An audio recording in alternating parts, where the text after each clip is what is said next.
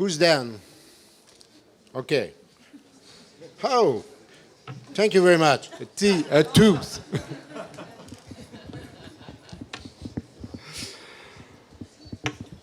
Well, I'm still haunted by the soundtrack of your film. Was that clear from the very beginning for you that you wanted to use very concrete and disturbing sounds? The sound was actually done by friends of ours in New York called Ant Food.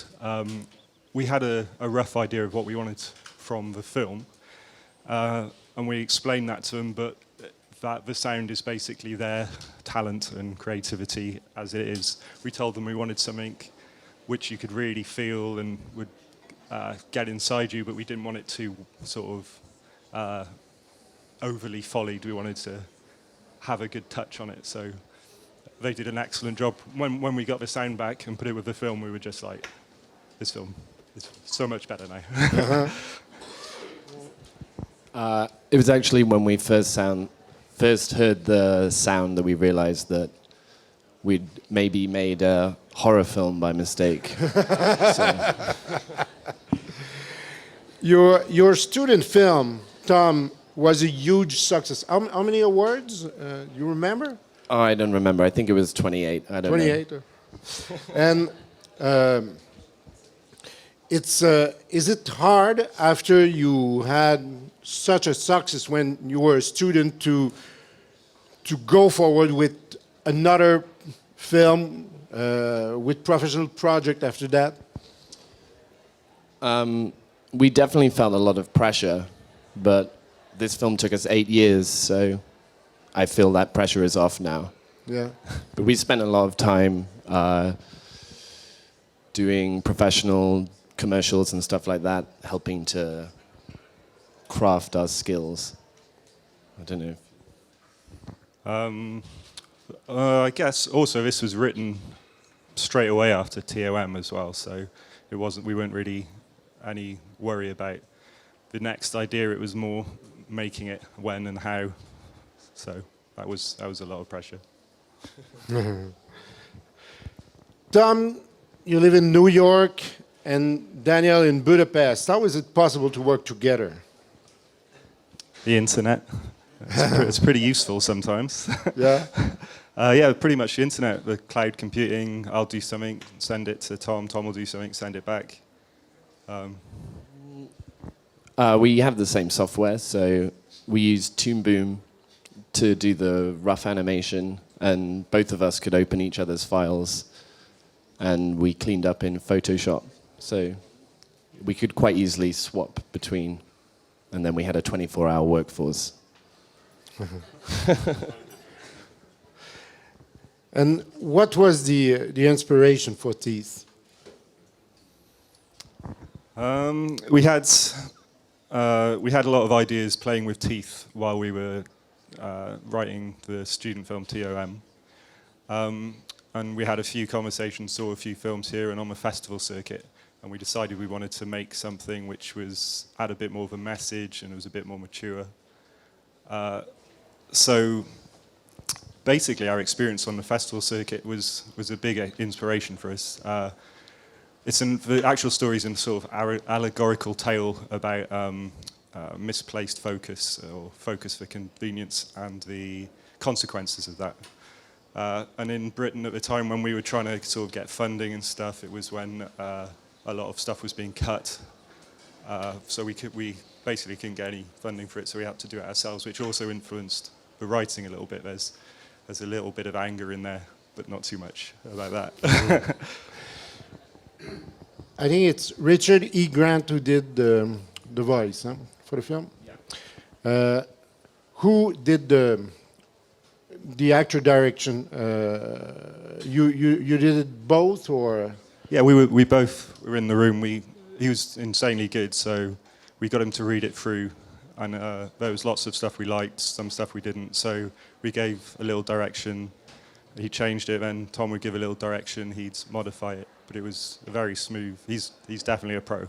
He's definitely very good. And you've recorded the voice at the beginning of the project or at the end? At the very end, really. That was the last thing to go in. Because we didn't have any funding or anything like that. One of the mindsets for us was we keep making the film, and then maybe the more complete it is, the more easily it would be to sell the project to someone. In the end, it turned out we finished it without any funding before we got there. But it also meant that when we were trying to attract one of the people we wanted to do it, we could show them a beautiful rendered film. So it was a lot easier to get them on board for a lot less. Okay. Des questions de la salle, oui. Oui, bonjour. Est-ce que vous avez eu des inspirations par rapport aux plans de caméra qui sont quand même assez sophistiqués, par rapport à des cinéastes de prise de vue réelle comme certains plans de chez Dario Argento où on rentre dans la gorge des personnages? Were you inspired by some live-action filmmaker like Dario Argento? Because there is at least one shot where the camera goes in the throes of the character and it reminds him Dario Argento's work. Not specific. Well, we can't specifically say his work. Most of our inspiration will probably be from trashy horror films and commercials and things like that. When we decide the shots, we're always looking for good composition and something engaging. And there's quite a lot of history of biological shots in the mouth and from the throat and out. It's a nice claustrophobic sort of space. So it's very easy to be drawn to that kind of shot. Mm-hmm. Hello, my name is Francis Brown, and my question goes to Tom. Why do you decide using Photoshop in the cleanup instead of doing everything in Toon Boom?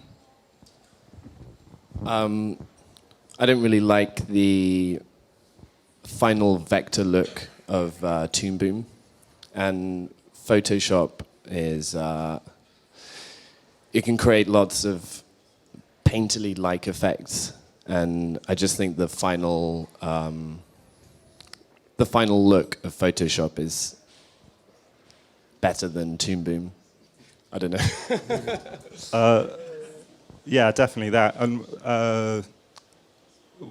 I guess as well as that, there's a lot of hard work we put into the look and sort of trying to go sort of shortcuts and things like that. All in one package is fine, but the way we want it to look has this uniqueness in the amount of hard work we put in, and it's quite. You'll see a lot of stuff being copied after festivals and other people's work, but you can't really copy hard work. So we quite like to put too many hours into what we do, basically. Well, I guess, Daniel, your last answer actually answered my question, but are animators inherently obsessive? Because Tom is an obsessive character. This guy is definitely an obsessive character, and you just declared that you like to put in more work than you need to.